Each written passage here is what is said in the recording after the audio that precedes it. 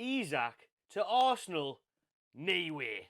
Well, I say no way. I mean, let's be real. It all depends on what happens this season at Newcastle United, what we achieve, and what we can go on and achieve in our future. We know the aspirations are very high and ambitious from Saudi Arabian's PIF backed fund of Newcastle United, 85% majority owners. However, we all know the problems and mess that is financial fair play and PSR, which is stopping us from really flexing our muscles and spending our cash and reaching those goals. But we'll talk more about that in a little bit. Let's focus on what the main man himself, Alexander Isak, has said. He has addressed those Arsenal rumours whilst on international duty with Sweden. We will also get into some of the little bits and pieces from Newcastle United news. An international break it is, with Lewis Hall and Anthony Gordon speaking about Newcastle and England right now. But let's focus first of all and dive straight in to Alexander Isak. This is what he said on the rumours to Arsenal. Throughout my career, I have never talked about or really commented on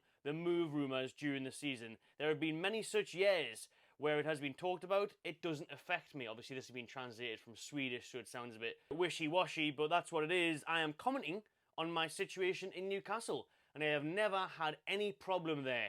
I am fully focused on my task there and that we will have a fantastic season. There are still great opportunities for that. I have no thoughts about anything else. The only thing I can say is that a lot of information and rumours often come out, much of which I read is not true. So that's all about I can say on the whole thing. That is via Fotbollskanal of Sweden. So Isak is out there representing his native Sweden.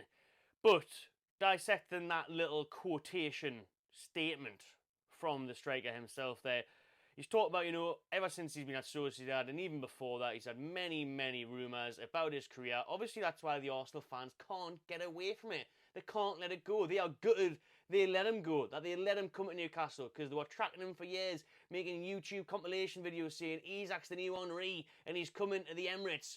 And then he ended up at St James's, and then he sticks it to them every year, and he bangs them in the Premier League, and they are gutted that he's not in the red and white of Arsenal, but he's in the black and white of Newcastle. But he's saying here, listen, ever since he can remember the last 5-10 years, he has had rumours about his career, about his next move, where he's going to end up, and he's saying they don't affect him. But he is going to comment on the Newcastle situation because it's getting out of hand. He said he's never had any problem in Newcastle. Of course he hasn't. Now, since he came to Newcastle for 64 million, and this is the thing, right? He came to the tune for 64 million pounds. I see Arsenal fans. You'll see my AFTV rant. Check it out if you haven't, where I said, why would Isak leave Newcastle for Arsenal? Maybe we'll touch on that again in a minute. But they seem to think they can get him for 80 million. I think it's berserk. You see Arsenal fans and now Man U, because they've got the new manager, other clubs saying, oh, we'll get Isak 80, 90 million. You will not get Isak for 80 to 90 million pounds. If you want Isak, you are paying north of 110, 20 million pounds. I'm telling you now, we paid 64 million for him. Bit of a gamble, because his goal scoring record in the previous seasons in La Liga wasn't exceptional. It wasn't really that of a 64 million pound man, but it was for his overall game, and again, potential, like we've done with Gordon, Hall, Livramento, the list goes on. It was a lot of money.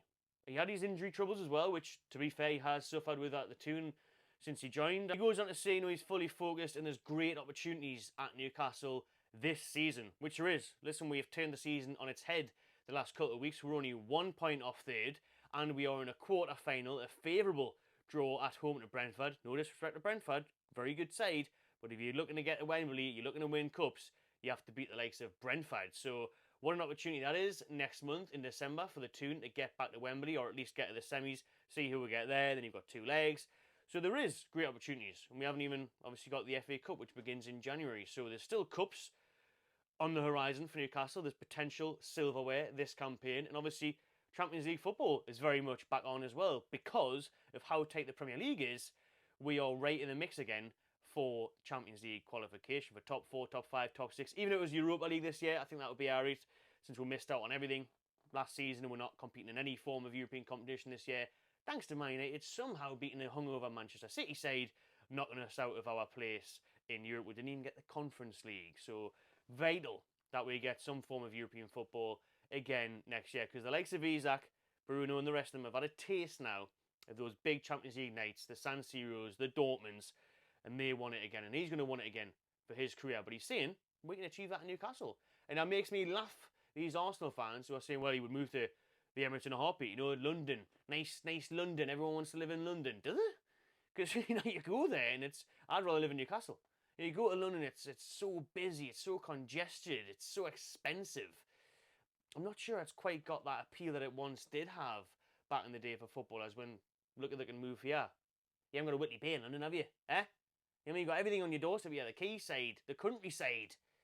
I'm telling you, it's just people who say that have clearly never been to Newcastle and live in that little London bubble, or a big London bubble, shall I say. But for a footballer, for his family, for them growing up in that, grew up in Newcastle all day long. For me, maybe I'm being biased. Let me know in the comments what you think, if these are around here. And I think, you know, we'll have Arsenal fans in here as well. So I know Robbie and that said, you know, they love coming up to Newcastle, but it always seems to be that narrative that they'd rather live in London. I still find that a bit strange in this day and age, considering there's so many clubs in London. Are Arsenal even the biggest club in London anymore? Chelsea have won the Champions League more recently. They've won the league more recently. You know, big as the question, Arsenal fans. It really does. And what, £700-800 million spent in the last few years in Arteta for nothing? An FA Cup that was assisted by the previous manager, really. He took over and they're already on halfway there. So, I don't know. You know what I mean? So, a couple of 8th places and that. It's funny, isn't it? And we're only 1 point off Arsenal now as well. So, we're in a title race. Apparently, Arsenal's still in it. So, we're in one. So, you're seeing there, you know, great opportunities this season for Isak and Newcastle. And a lot of what he reads and sees is rubbish. Don't believe it. It's not true.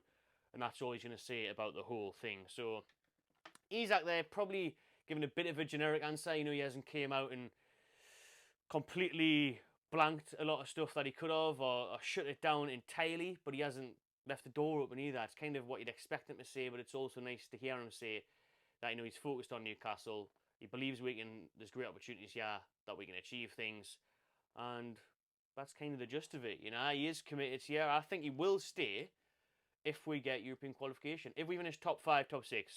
Conference League, no. Champions League, Europa League, yes. And if we get back to Wembley, or, you know, do a good job of getting the semis and finals, it kind of gives players belief that it's coming. We're knocking on the door. So, also the transfer window is key. You know, we've got to get those transfer windows and back up our ambitions, because the last 2 windows we've done out. So in the next one, we have to invest. Whether that be a Gahey, probably not, he's been playing crap. But a big money on a centre-back, big money on a right winger, a backup for Isak, so he's not playing with broken toes. I'm sure he'd appreciate that. You know, we're linked with the likes of Jonathan David in January. That would be a top signing.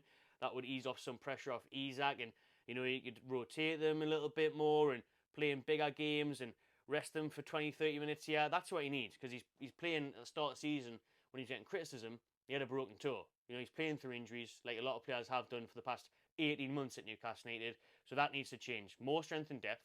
If we sign 2 or 3 quality players in the positions I've just mentioned, there is no reason why we can't continue to compete amongst the top 4, top 5 for me. In the Premier League, I really do. And I think, hopefully, bloody hope so, this cup is eventually coming. And this year, as Isak said, is a fantastic opportunity to get to the semi-finals of the Carabao Cup very soon. Next month, we could book ourselves a place in the semi-final. See who we get. Over 2 legs, though. And then you back to Wembley and try and right those wrongs of a couple of years ago in that cup final defeat to Man United. So Isak, addressing those Arsenal rumours there, I think he'll stay, all depending on what happens this season. I wouldn't be surprised if he ends up at Arsenal or somewhere else if we do not get top 4, top 6. If we don't get European football, if we don't challenge for cups, he's obviously going to want to leave. You know, once, you know, getting into his mid-20s, he'll start thinking about his career a bit more. There'll be big money there, which will tempt Newcastle in FFP world. But you keep your Isaks if you're serious. Or, right now, we're doing some serious work behind the scenes to make sure we've got a quality backup ready. If there was a huge offer that came and that was just irresistible, that you could not reject, say 130 million, and you went ahead and sold them, then you could get someone in for the same price we bought them for. 60, 70, pocket the rest, that's fine. Spend it elsewhere. Wouldn't be the end of the world, really, as much as we love Isak and want him to stay. It's football. These things could happen. However, if we do continue on the path we are, try and hit those targets, there's no reason why Isak, Bruno and Gordons will look to go elsewhere. For at least another couple of years anyways, and then they might think, actually, I want to start challenging for league titles. You know, I want to sign for your Liverpools and your Man Cities. But you know, they can't really look at that right now. They need to hit that consistency over a long period of time for me. So we'll see. Isak's future, though, for me, I really hope he stays at the Magpies and we can achieve what we want. You know, it's all down to FFP, it's all down to the transfer windows, it's all down to what we do this year for European qualification. Time will tell. Will Isak still beat Newcastle next season? Let me know in the comments below. And Arsenal fans, I'm sure you're watching, let me know, do you think you're actually going to sign him? There'll be plenty of trolls, but I'm interested to see what you say. It's interesting to see what other players that are on international duty have been saying for Newcastle United. They do play Greece tonight, England over in Athens. Lewis Hall is on his potential debut for the senior side, on his first England call-up. He said he had a feeling that he was going to get picked because of the lack of out-and-out left-backs in the squad. Me and Keg touched on that in this week's podcast. Check it out if you haven't seen it already. It's available on audio platforms and live on YouTube. He's delighted with the call-up. He's played well for his club, and that's all he could do. He still feels really young, and every single time he plays for England, no matter what age group, he's really grateful. So let's hope Lewis Hall gets a chance under Carsley. But obviously the main thing is under Tuchel, the new manager that comes in January, because obviously Lewis Hall actually spent some time under Tuchel at Stamford Bridge as a midfielder. And he says now he thinks he's a completely different player. And he reckons Tuchel was playing him back in midfield then because he was comfortable on the ball and he would have lots of possession. He says, I'm not sure if that means anything now, especially as I feel my game is completely different to how it was back then due to Eddie Howe's coaching and development into that left back.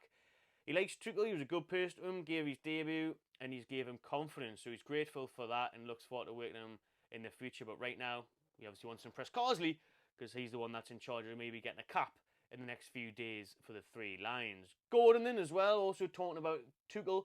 He spoke to Tuchel after the Chelsea game when he played for Everton, and Tuchel was praising him. He said he'll keep that between himself, what was actually said, but he was saying some very complimentary things. And then obviously Tuchel tried to sign him as a Chelsea manager at Everton, and he said it was close. Gordon said he was close to signing for Chelsea, and he was desperate to go at the time and work with him. He felt like his style of play would suit Chelsea, and it was very exciting, but the big opportunity didn't end up happening, and he's looking forward to working with him at England though, and obviously he's very happy now at Newcastle. So remember, Gordon was close to joining Chelsea a couple of years ago. Tuchel will get a look at him once more for England. I think it's ridiculous how Tuchel's not just there now. They've given it till January. They should have just brought him in straight away. I mean, the whole thing's ridiculous. 3 national breaks already. And we're in November. Mistake. Lastly, on Fabian Schar, he has mentioned about the possibility of extending his Newcastle contract. Not long ago, I did a video on rumours linking him to the likes of Qatar, Saudi, even to France. However, he says he feels really comfortable at Newcastle, where he's been playing for years, and he has a coach who relies on him. Everything is right for me. I would love to stay.